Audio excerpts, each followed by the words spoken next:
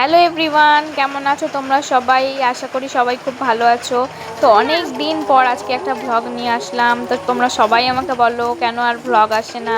তো অনেক কাজের মধ্যে ব্যস্ত থাকার কারণে একদমই ভ্লগ আসছিল না। তো এখন একটু ফ্রি ছিলাম, তো সেই জন্য একটা ভ্লগ আপলোড করলাম।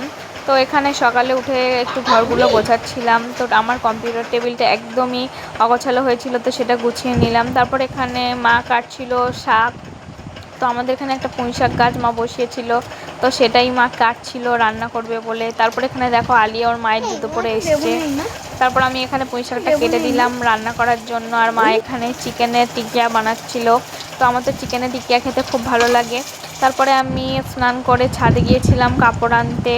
তো খুব রোদ ছিল দুপুরবেলাতে, আর বৃষ্টি তো লেগেই থাকে, রোদের দেখা পাওয়া যায় না। তো একটু রোদ দেখা গেছে, তাই কাপড়গুলো সব শুকিয়ে নিলাম। তারপরে এখানে আজকে স্যাটারডে ছিল, তো ড্রয়িং ক্লাস করানো ছিল, তাই সবাই চলে এসছে, আমি এখানে ক্লাস করাচ্ছিলাম।